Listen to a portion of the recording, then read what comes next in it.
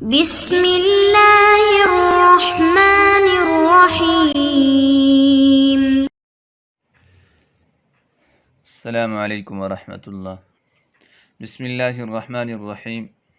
عزیز طلبہ، آج مقامات حریری کا سبق نمبر 96 ہیں۔ آج کے سبق میں ہم پڑھیں گے وقال لهما اقطعا به الخصام سے لے کر حتی اذا افاق من غشیته تک۔ تو آئیے شروع کرتے ہیں۔ وقال لهما، قاضی نے ان دونوں سے کہا، اقطعا به الخصام، اس کے ذریعے اپنا جھگڑا ختم کر لو، وفصلاہ، اور اس سے علیحدہ ہو جاؤ۔ فتلقفہ الشیخ دون الحدث، تو بوڑھے نے اس کو اچک لیا جوان سے پہلے، واستخلصہ علی وجہ الجد للعبث، اور سنجیدگی کے ساتھ اس کو اپنے لیے خاص کیا، نہ کہ مذاق میں۔ وقال للحدث، اور جوان سے کہا، نصفہ لی بسہم مبرتی، یہ آدھا جو ہے یہ میرے اس احسان کے بدلے میں ہیں۔ وسہمک لی عن ارش عبرتی، اور آپ کا حصہ میری اس سوئی کے تاوان کے بدلے میں ہے۔ یعنی پورا اس نے وہ دینار جو ہے وہ اپنے قبضے میں لیا، جبکہ جوان اس کو غور غور کے دیکھ رہا تھا اور دل ہی دل میں وہ بڑا غمگین ہو رہا تھا۔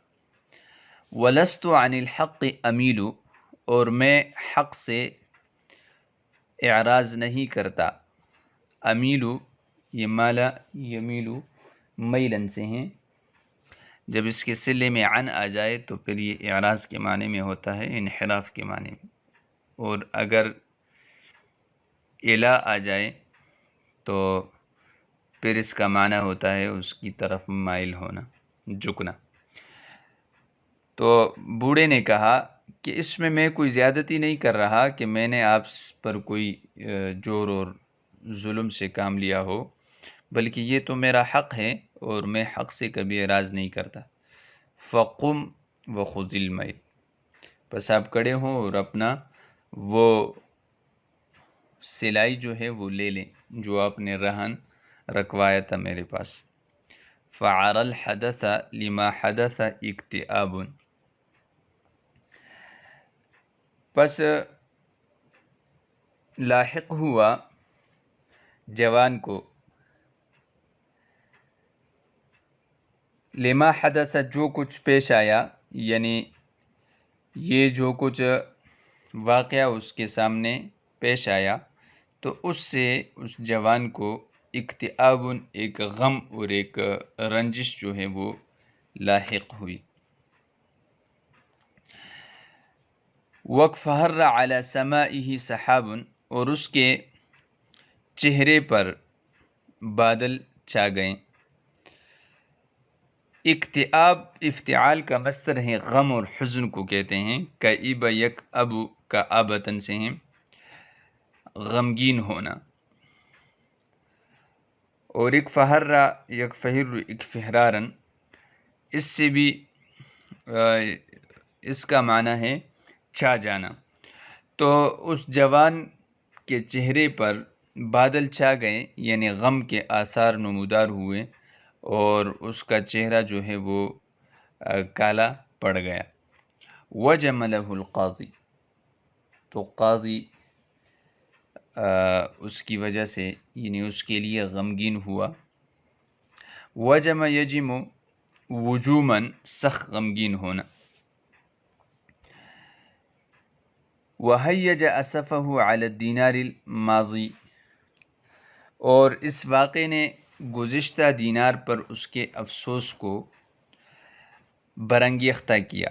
ہیج یہیج تہیجن، یعنی اس کو تحریک دی اس کو ابارا، الا انہ جبر بال الفتى، مگر یہ کہ اس نے نوجوان کے دل کو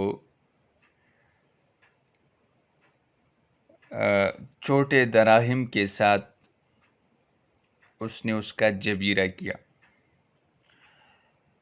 وَبَلْبَالَهُ، اور اس کے اس حزن کا، اس کے اس تکلیف کا اس نے جبیرہ کیا، بدرہمات، ان چھوٹے چھوٹے دراہم کے ساتھ، رضخ بہا لہو، جو اس نے اس کو دیے، یعنی اس کے غم کی غمخواری اس نے اس طور پہ کی۔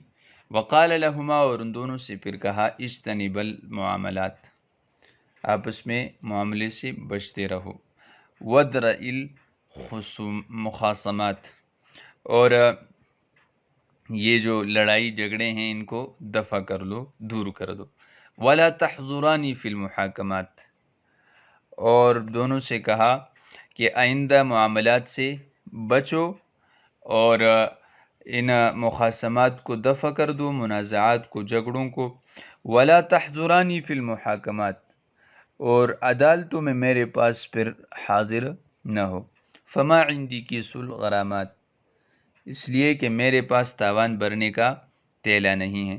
تو کیس الغرامات، کیس تیلے کو کہتے ہیں، اور جمع اس کی اکیاس آتی ہیں، غرامات یہ غرامتن کی جمع ہے، نقصان اور تاوان کو کہتے ہیں۔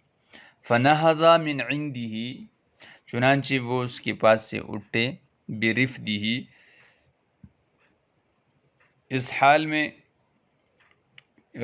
کہ وہ فریحین برفدہ، اس کے اس عطیے سے، تحفے سے وہ خوش تھے، مفسحین بحمدہ، اور اس کی حمد بیان کر رہے تھے۔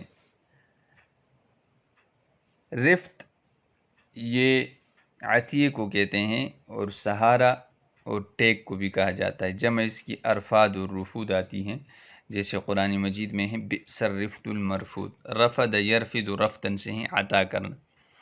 والقاضی ما یخبو زجرہ، قاضی کی حالت یہ تھی کہ اس کی پریشانی چپ نہیں رہی تھی، ما یخبو، خبا یخبو سے ہیں، چپ نہیں رہی تھی، زجرہ اس کی پریشانی، اس کا گھٹن، اس کی تنگی، زجر یزجر زجرن، تنگ آنا، پریشان ہونا، مذ بض حجرہ، جب سے اس کا پتھر ٹپکا تھا، بض یبض بضن بزوزن، آہستہ آہستہ بہنا، یعنی جب سے اس کی ہتھیلی نے سخاوت کی تھی، تو پتھر سے ہاتھ مراد ہے، یعنی اس کے ہاتھ نے کچھ دے دیے تھے، وہ جو دینار اس نے ان دونوں کو دیے، اور پھر اس کے بعد وہ تو شیخ نے لپک کے لے لیا، تو اس کے بعد جو درہمات اس نے اس بچے کو دیے، اور اس کے غم کا جبیرہ کیا، اور اس کے غم کی غمخواری کی، تو اس کے بعد اس کی پریشانی جو ہے وہ چپ نہیں رہی تھی۔ ولا ينسل کمدہ، اور اس کا غم ختم نہیں ہو رہا تھا، نسل ینسل نسلا نسولا، زائل ہونا، ختم ہونا، کمد یہ غم کو کہتے ہیں، اکماد اس کی جمع آتی ہے، اور کمد یکمد کمدن سے ہیں غمگین ہونا، مذ رشح جلمدہ، جب سے اس کی چٹان ٹپکی تھی، رشح یرشح رشحا، ٹپکنا، اور جلمد چٹان کو کہتے ہیں، سخت پتھر کو، جلامد اس کی جمع آتی، حتی اذا افاق من غشیتہ، یہاں تک کہ جب وہ اس کو افاقہ ملا، من غشیتہ اپنی بے ہوشی سے، یعنی جب وہ بے ہوشی کی حالت سے نکلا اور ہوش میں آیا، تو آگے جاری ہیں۔ تو آج کے سبق میں ہم نے مذکورہ عبارت کا ترجمہ، اس کی تشریح اور الفاظ کی لغوی صرفی تحقیق کی، یعنی وہ الفاظ جو پہلے نہیں گزرے تھے، تو اکثر ابھی چونکہ اختتام ہیں اور بہت سارے الفاظ ایسے سامنے آتے ہیں کہ جو بارہا پہلے گزر چکے ہوتے ہیں، اس لیے ان کی طرف زیادہ توجہ نہیں دی جاتی۔ تو جو نئے نئے الفاظ سامنے آئیں گے اس کی تحقیق لغوی صرفی وہ پیش کی جائے گی۔ میں امید کرتا ہوں کہ آپ حضرات اس کو بغور سنیں گے اور اچھی طرح ذہن نشین کریں گے۔ والسلام۔